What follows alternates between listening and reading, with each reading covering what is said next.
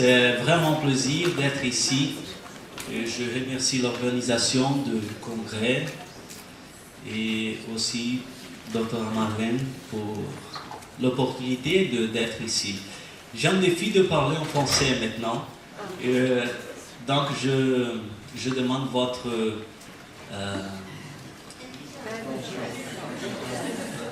quoi? Compréhension et tolérance avec les erreurs. Voilà. Je vais montrer ici notre étude que nous avons faite l'année passée. C'est une étude avec 9 images de 10 psychographes brésiliens. Et pourquoi étudier ce sujet? La science ne trouvait pas encore les ingrédients que composait la personnalité.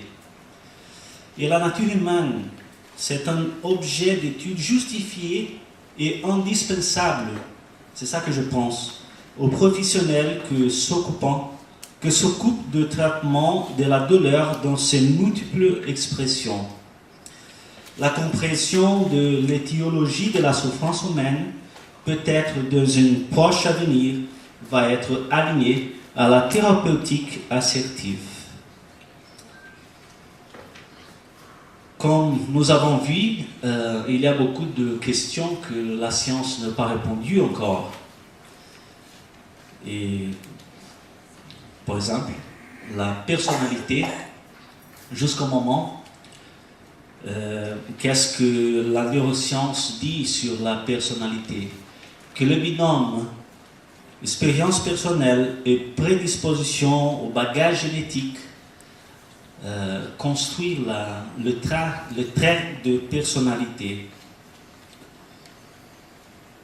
Mais ce cas de jumelles diencéphaliques siamaises défie cette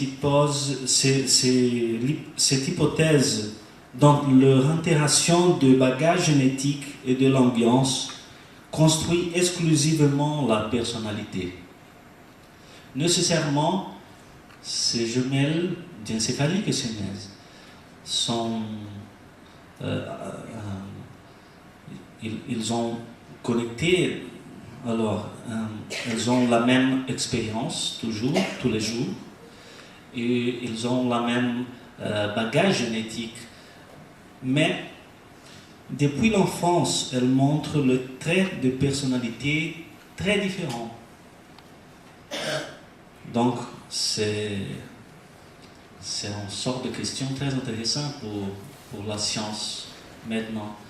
Je suis d'accord avec Mario Beauregard parce que nous sommes en un stage pré-paradigmatique. Il y a quelques données aussi démographiques très importantes. La grosse majorité de la population mondiale croit que nous avons une âme et qu'il y a une vie après la mort. Donc, ça a justifié ce type d'étude. Parce que qu'est-ce que la science dit sur l'âme, sur l'esprit? C'est très peu encore. C'est quoi les chiffres pour la France? Il manque la France ici. Je répète.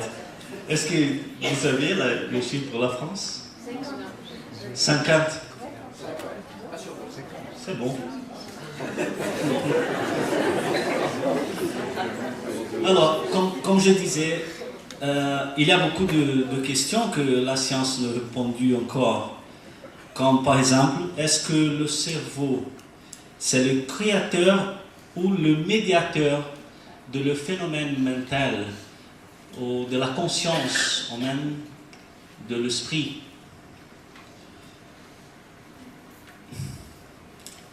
Malgré nous sommes dans un stage très embryonnaire, il y a quelques études très très intéressantes qui recherchent la relation des expériences spirituelles, religieuses ou mystique, et le cerveau, les réciprocités avec le réciprocité du cerveau avec ce type d'expérience.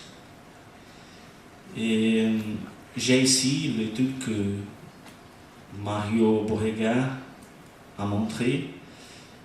Et c'est très intéressant la discussion de ces études ensemble, parce que le résultat, par exemple, de Mario Borrega montre que des expériences mystiques religieuses sont médiées par plusieurs régions et systèmes du cerveau. Donc, il y a quelques implications de ces études, malgré il y a un petit peu d'études, il y a quelques très importantes implications. La première, la théorie point de Dieu tombé par terre, parce qu'il n'y a pas une toute seule région dans le cerveau responsable pour l'expérience avec Dieu. Et élucider le substrat neuro des expériences religieuses ne déprécie pas leur valeur ou leur sens, comme vous avez écouté dans ce matin. Mais il faut faire en question, je pense, très très intéressant, et ça, c'est notre motivation dans cette étude que je vais montrer maintenant. L'esprit peut-il être recherché par des méthodes de neuroimage? L'esprit lui-même, je dis, pas la spiritualité ou la religiosité, l'expérience religieuse, mais est-ce que l'esprit peut être recherché par des méthodes de neuroimage? C'est ça que nous voulons faire. Recherchons l'esprit, cherchons la liaison avec la science et l'esprit. Et donc, qu'est-ce qu'on a recherché? La communication spirituelle. Il faut donner ici un concept de médiumnité. C'est une expérience dans laquelle l'individu, le médium, est supposé être en communication avec ou sous le contrôle de la personnalité d'une personne décédée ou une autre créature non matérielle. Et maintenant, je vous présente notre étude neurophysiologie de la psychographie, une étude avec SPECT. SPECT, c'est un type de tomographie. C'est une méthode que nous avons besoin d'appliquer en tracer, en radioisotope, pour enregistrer le circuit qui sont activés et désactivés pendant une tâche complexe comme la psychographie que je vais montrer. Ces études enveloppaient 4 institutions, et ça c'est très très important, travailler ensemble, parce que nous sommes très très peu jusqu'au moment, et il faut faire grandir, il faut avoir plus d'études dans ce domaine. Donc, il y a l'Université de São Paulo, au Brésil, l'Université de Pennsylvanie, aux États-Unis, l'Université de Juiz de Fora, au Brésil, et l'Université de Goiás, au Brésil. Chico Xavier était le plus connu, et encore le plus connu médium au Brésil. Il a publié plus que 400 œuvres psychographiées sur poèmes et communication de famille. Et il y a très différents styles de publication psychographiée, et il avait seulement le premier degré d'éducation. Nous avons étudié 10 médiums psychographes brésiliens, droitiers, en bonne santé, c'est-à-dire sans aucun désordre mental, d'accord, deuxième 4. Nous avons amené ce volontaire à l'hôpital de l'Université de la Pennsylvanie pendant 10 jours pour faire cette étude là-bas. Il y a quelques défis méthodologiques. Pourquoi est-ce que j'attire votre attention dans ce sujet? Parce que c'est très important de développer plus d'études comme celui-là, les études que Mario Beauregard a montrées aussi. Parce que comme j'ai dit avant, nous sommes très peu jusqu'au moment. Je veux attirer votre attention pour quelques questions ici. Comment mettre le volontaire à l'aise, comme chez eux, à l'intérieur d'un hôpital, avec l'autre langue? Seulement un volontaire a parlé anglais et la grosse majorité jamais sorti du Brésil. Comment est-ce qu'on peut construire l'ambiance pour le phénomène arriver naturellement? Il faut faire une entrevue qualitative très profonde. Il faut respecter les suggestions des volontaires et en même temps maintenir la rigueur scientifique. Par exemple, on doit équilibrer la séquence. Nous avons étudié 2 tâches, la psychographie et l'écrit d'un texte originel. Et il faut équilibrer la séquence comme 5 médiums. Supposez tu commençais avec la psychographie et l'autre 5 avec le texte originel sans le tas médiumistique. Et donc, il faut demander le volontaire qui se sent plus confortable pour commencer avec le texte originel, avec la psychographie. Et ce type de questions, c'est très important. La difficulté, c'est maintenir la rigueur scientifique en même temps de respecter quelques suggestions. Parfois, ce n'est pas possible de respecter suggestions, mais il faut expliquer pourquoi. Donc, quand ça marche, le médium, le volontaire sont OK avec notre répondre.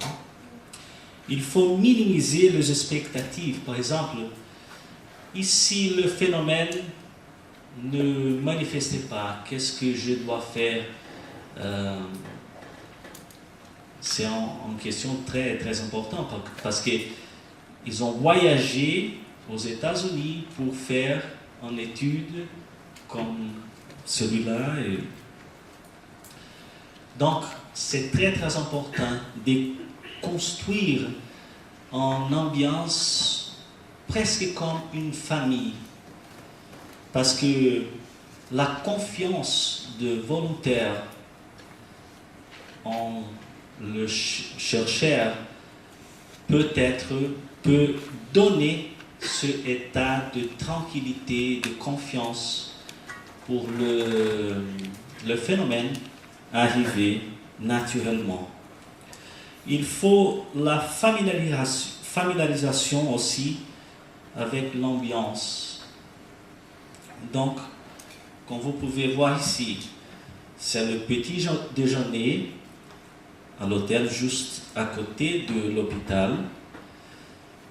Et l'atmosphère, l'ambiance, c'est vraiment comme une famille. Je me rappelle maintenant que j'ai donné en conférence aux États-Unis à l'association américaine de psychologie sur ce type de défi méthodologique pour ces études avec la spiritualité, l'esprit et tout ça. Et un collègue a dit, bon, je testais le médium n'était pas bon. Ça n'arrivait pas, le phénomène ne pas marcher. Et j'ai discuté exactement ce point. C'est ça peut-être le problème. Le médium veut être étudié, pas testé. Donc, il faut construire ces liaisons de confiance avec le médium. Ici, dans l'hôpital, pour connaître les ambiants, les étages, ici, Dr. Andrew Newberg, en train d'expliquer les étages d'études, l'autre fois, et les étages que le médium déjà savait au Brésil. Mais ce type de familiarisation, c'est très très important. Par exemple, le médium a demandé pour avoir un groupe de support spirituel, de support vibrationnel, proche de celui qui fait la psychographie, et un autre groupe dehors de l'hôpital, aussi pour la sustentation, pour le support spirituel. Et ici, vous pouvez voir le groupe dehors de l'hôpital, dans une chambre à l'hôtel. Et ça a été très intéressant parce que pendant la tâche de psychographie, les groupes de support dehors de l'hôpital écrit les choses ou le phénomène qu'ils ont voir, mais qu'ils seulement ont enregistré et pas parlé pour respecter la rigueur scientifique. Et il y avait beaucoup de similarités. Par exemple, ces groupes a vu un esprit qui s'appelle X, par exemple, pendant les collègues reçu la communication qui était signée par le même esprit que ces groupes. 3 médiums de ces groupes a vu aussi. Il faut dire que tous les volontaires ont donné le consentement écrit pour montrer ces images, bien sûr.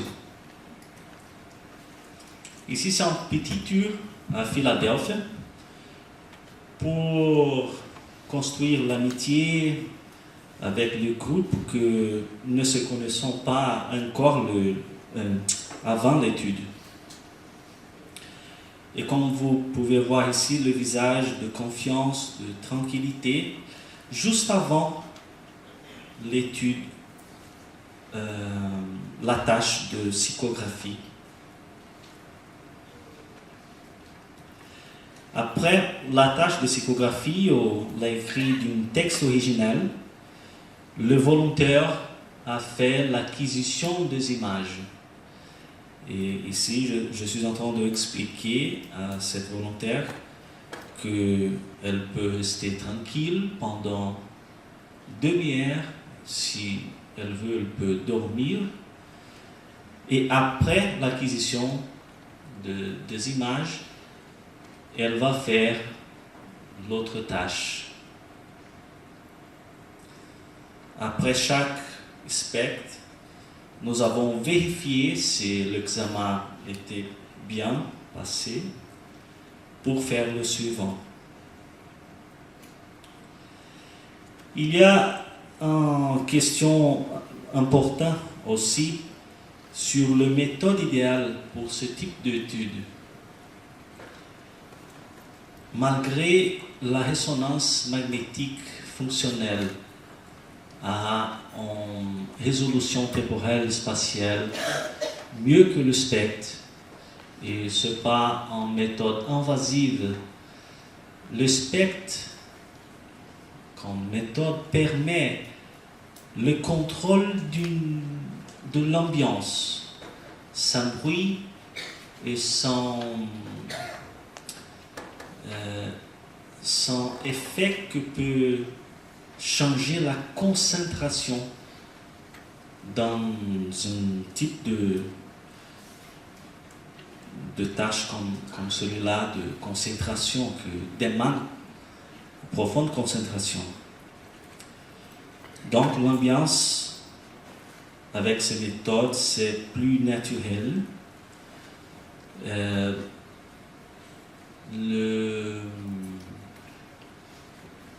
Le médium ne besoin pas de faire la tâche dans l'appareil, et ça c'est un autre avantage de spectre.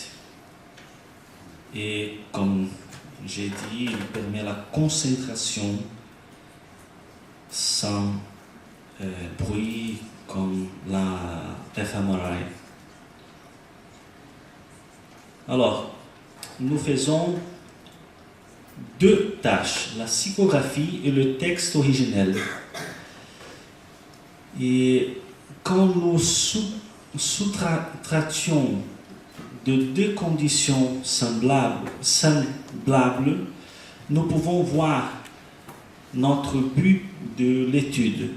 C'est très important. Donc, l'écrire d'un texte original, moins la psychographie, on peut voir exactement l'état médiumistique que c'est le but de notre étude.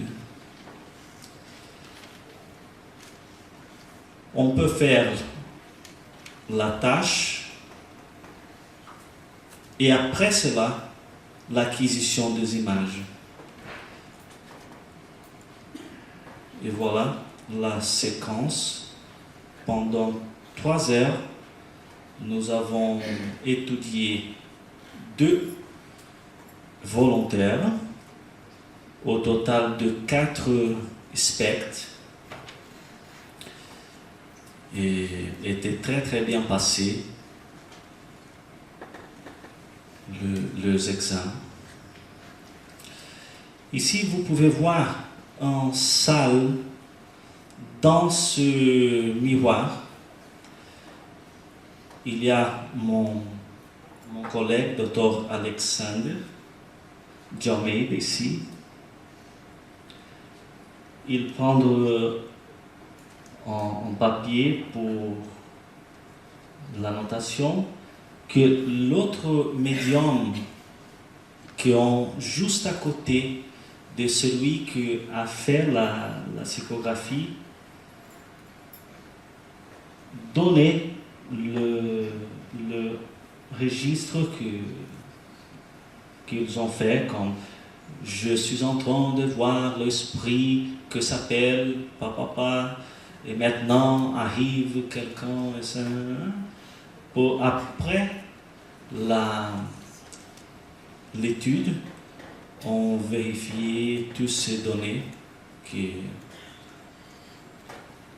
le médium a donné pour nous. Ici, c'est un médium qui est en train d'écrire la psychographie Et comme vous pouvez voir ici, c'est un reflet du miroir, un autre médium qui est en train de faire l'acquisition des images. Ici, tous les groupes ensemble, et comme vous pouvez voir l'ambiance, je montre ces photos pour montrer cette ambiance de familiarité, de confiance, que c'est très très important de construire dans ce type d'études. Et résultat, qu'est-ce qu'on a vu sur l'activation et désactivation de le flux sanguin? Nous avons vu que il y avait 5 expérimentés avec plus d'expérience en psychographie, et il y a 5 débutants avec un petit peu d'expérience avec la psychographie. Ça, c'est très important. La médiumnité, ce n'est pas un état unique, un stage comme... il y a plusieurs différenciations de la médiumnité. Et si on voit qu'est-ce que s'est passé sur le flux sanguin, on peut voir que les régions enveloppées avec la planification d'un contenu écrit étaient désactivées. Et ce médium, on dit qu'ils sont inconscients sur le contenu qu'ils ont écrit. Ça, c'est intéressant. Et comme vous pouvez voir, il y a une région, une structure qui était activée significativement. Et cette structure, c'est très reconnu dans les études avec patients schizophrènes. Mais comme vous avez vu maintenant, à tout à l'heure, ce médium ne sont pas schizophrènes. On a appuyé beaucoup d'escaliers pour mesurer la santé mentale. Et donc, c'est un état que se ressemble avec la schizophrénie, mais ces médiums ne sont pas schizophrènes. Et le principal résultat ici, c'est que les régions qui sont relatives à une planification pendant la psychographie étaient désactivées, comme vous pouvez voir ici. La région frontale, en comparaison qu'on l'a écrit d'un texte original sans l'état médiumistique, les régions de planification étaient activées. Donc, on a comparé la complexité narrative de ces deux tâches, et la complexité était similaire. Et le frontal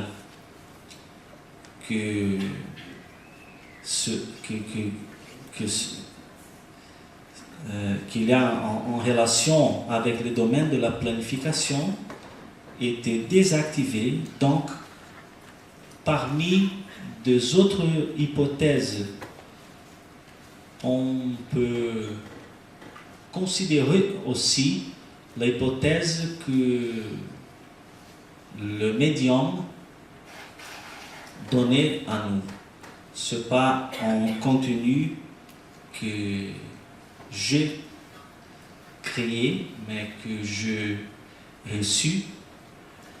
Donc, la planification était spirituelle. On peut aussi considérer cette hypothèse parmi des autres hypothèses.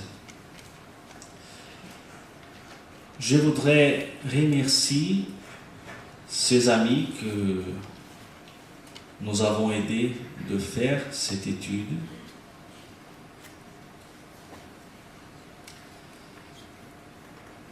Nous sommes en train de travailler maintenant. J'espère que vers 4-5 mois, cette étude sera publiée.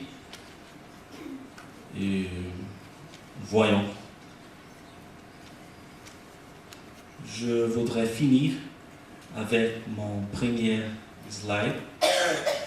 La compréhension de la théologie de la souffrance humaine permettra peut-être dans un proche avenir une approche plus efficace de soi. Et pour l'heure aussi, je pense que c'est très important de considérer la dimension spirituelle.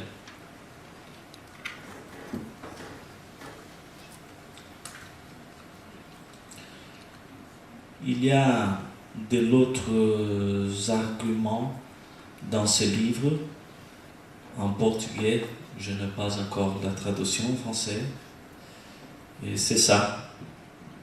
Merci beaucoup pour la tolérance avec mon français.